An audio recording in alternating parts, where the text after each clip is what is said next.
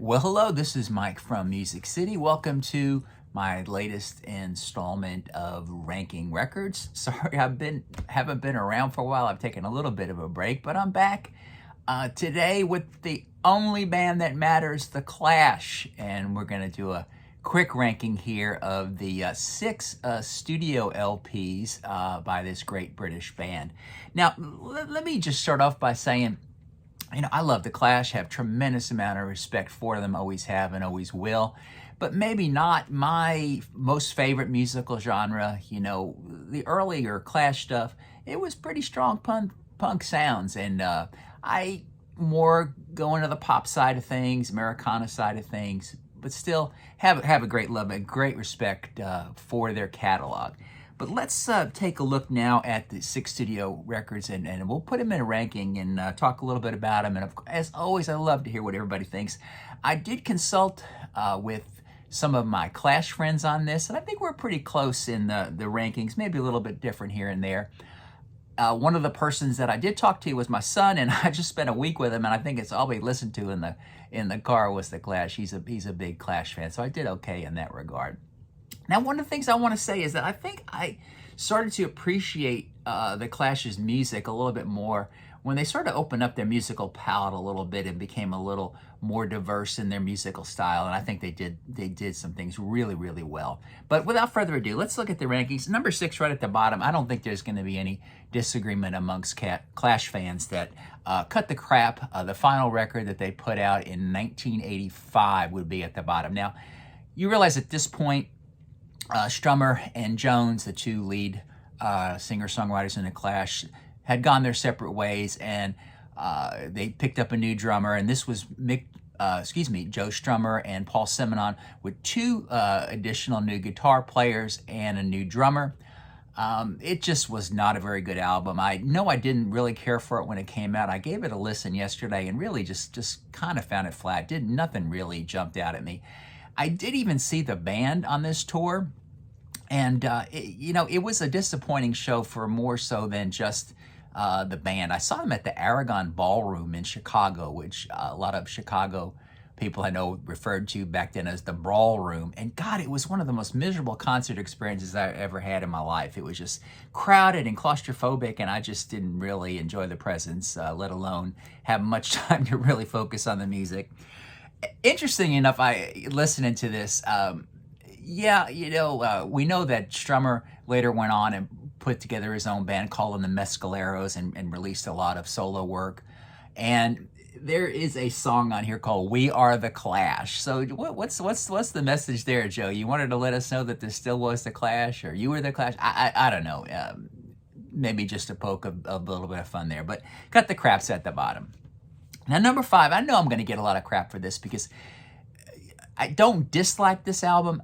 I honestly just like the other ones better. This clearly is one of the most important records ever released, undoubtedly. And I know a lot of you are going to rank it higher than me, but it's a heavy, punky sound. It's also thematically dealing with a lot of the issues in Britain that I maybe didn't understand at the time and I didn't relate to well. But the debut album, The Clash, a brilliant record. I even got to go on those steps in Camden Town and recreate this picture a couple of years ago. That was kind of fun. But I do enjoy this record.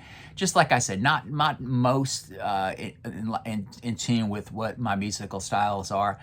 Now, there was a U.S. version and a U.K. version that were very different. I'm both going to put them in the same position here, and I know a lot of people favor the U.S. record, actually, but some great singles, really important, really fabulous, but again, just I like the other 4 albums better. And right after that, at number 4 is the follow-up, Give 'Em Enough Rope, and I really like this record. They started to open up a little bit with little different styles. A song like Julie's in the Drug Squad had a little bit of a funky feel to it that I really enjoyed. Jokingly enough, I spoke to a friend around the time of this, and when I mentioned how I felt about the difference between the first and second record, he said, yeah, the first record were kind of demos, had a demo feel to them, and the second, was a little more polished. I kind of get that, but I think this was a great record, and I played it a lot when it came out, and still enjoy it to this day.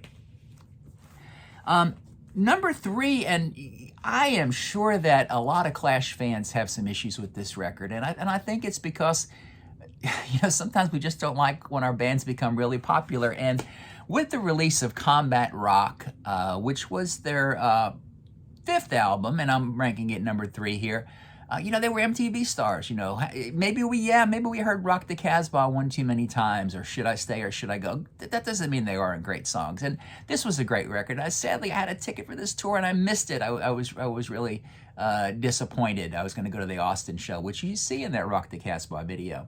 To me, though, I want to tell you, I think one of the hidden gems on this record is Straight to Hell, and it took a solo performance by the great Josh Rouse to remind me what a great song this is. But number 3, Combat Rock. I think it still holds up well. Number 2, and this was a surprise, I know, for my son.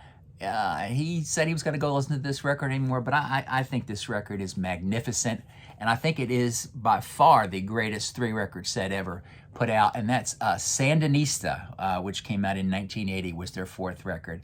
Just a fantastic record. I mean, to fill up 3 records with such great music, there's just not a lot of filler in here, and every time you go through, you just really find so many great, wonderful surprises, and that musical palette was pretty wide at this time. And they picked up a reggae style. I know they call it dub. I don't know. I can't explain to you the difference between reggae and dub is, but they do it magnificently. Just Sandinista is such a solid record. I could just go on and on and on about the great songs on here, but I want to tell you a real quick story. One of the songs on here is Hitsville, UK, which I just love. And at the time, Mick Jones was dating U.S. singer-actress Ellen Foley, and Ellen sings background vocals on Hitsville, UK. Well, strangely enough, a few years ago, I was in New York, and I was going to go see Ellen Foley in concert at a house concert in New Jersey.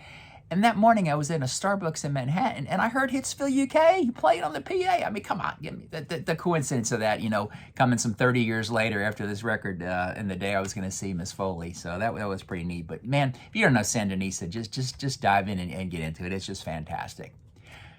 Hey, number 1, is there any surprise here? And, I think there's a lot of people that call this the greatest 2-record set ever. I'd have to give it a challenge maybe against The River. I'm not haven't thought too deep on that, but it is a fantastic record, and it is my favorite Clash record, London Calling. A lot of people have this in their top 10 records of all time, and deservingly so. It's a fantastic record. And again, I had a ticket for this show, with famous smashing of the bass by Mr. Simonon. I had a ticket for the show and couldn't go. That was at the Palladium in New York in '79. But God, the title track to me is just one of my all-time favorite songs. And if you haven't seen it, the Grammy, when they did the tribute to Joe Strummer and Springsteen, Grohl, Miami Steve, and Elvis Costello singing London Calling, was quite brilliant. I think you could find that video on YouTube. But just a fantastic record. Gosh, I love Spanish Bombs, Lost in the Supermarket, the hidden track, Train in Vain, that Mick Jones thing is just fantastic. It's such a great record. Hey, that's what I've got to say about the Clash. I did get to see him one time, with the full band. It was a show in Texas. They did a tour of Texas, and they played all the oddball cities. They played in Midland, Odessa, Corpus Christi. I think it was a crazy tour. Joe Ely came out and played with them. I saw them in San Antonio, and it was a great show. I enjoyed it very, very much. But again, hey, that's the Clash. Oh, one quick reminder, don't forget about this. I didn't list it since it's not an album, but the Black Vinyl Clash EP is great. And if you go to CD, they put out a version called Super Black Vinyl Clash. It has some more tracks. You definitely need to get that to complete your Clash collection. But hey, we did it. We kept it short. Thanks for all your support. Let me know what other artists you would like to see me do. We're going to do a year coming up next. Hey, remember, I do a lot of other things. I post a daily video. There's a playlist called TV Live you need to check out. I do shopping for records. I do great forgotten records. I open a box set, and I've got one coming in the mail today that I'm going to do later on today. But other than that, hey, thanks so much. And hit the like button, hit the share button, and please, if you haven't done so, subscribe. The subscriber base is growing, and it doesn't cost you anything. Mike from Music City saying, the only band that matters, The Clash.